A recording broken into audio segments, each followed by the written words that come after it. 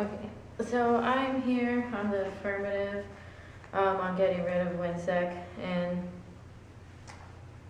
Latin America, and I've had a refute on that, so I'm rebuttaling back.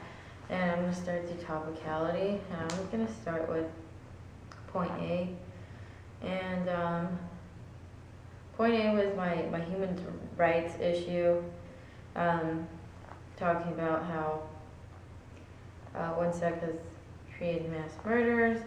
The rebuttal was honestly a little hard for me to grasp onto, because it was stating almost nothing that were my key points of my rebuttal, but that was my harms, that we made mass murderers. It was there then rebutted that through an article called School of Americas, based off of a source that I believe to be it wasn't credible, because there was just a link to a website, and I went to that website. There wasn't an article at all about called School of Americas that was being referenced to, but it said that, basically stating that the U.S. trains people in WINSEC to classroom time, that they have to learn things about counterterrorism. They have to be in class for at least 8 hours and be shown that we're not going to terrorize people. But that, once again, like I said, didn't even have to do much with my harms. But saying that they're not a criminal organization at all, and that the U.S. is made safer because of this, when the harms for these mass murderers that I was stating had nothing to do with the U.S. The U.S. is not where WINSEC exists, other than in Georgia, where they're being trained. They get trained here, and then they get sent straight back to the countries that they're all from. And it just doesn't make any sense, and that's why my harm should stand, and my points, my affirmative stands more than the rebuttal that was given. She goes on to state that WINSEC is never taught through terrorism, which inherently isn't true, due to the fact that WINSEC's name is WINSEC now because they had to change it from School of Americas when they weren't telling the public what was going on in there. And they came out and said, yes, we were teaching people terrorist acts. That's why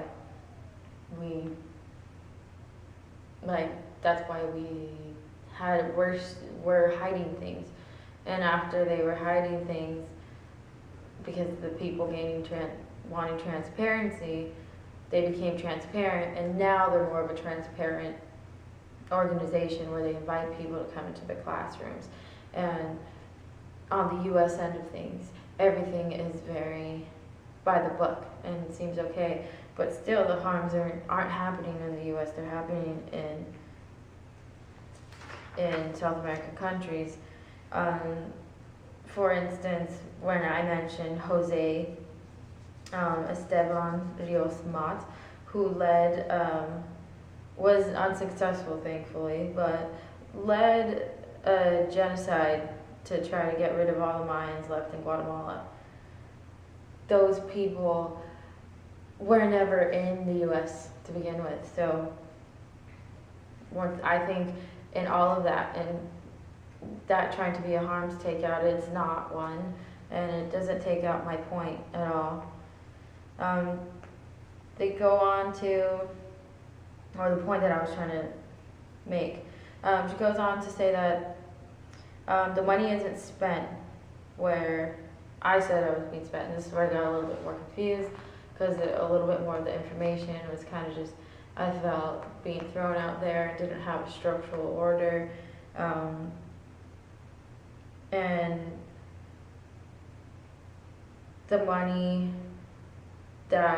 the points that I was making were that if we no longer fund WINSEC, it cannot exist because these countries cannot afford to even build the buildings that we house their stuff in, let alone ammo, let alone anything, the education that we're giving them. And just it's to go say that the money is being used in better, and then more articles that I also looked up, didn't see anything in, and just I feel just based off of the credibility of the sources and the unstructural manner of the rebuttal that was given to my affirmative made it a little bit difficult for me to therefore rebuttal against my opponent in a topical order or in any order that is structural. But no, my harms, my solvency plans, everything ends up laying out much better and a lot more clear than any of these rebuttals.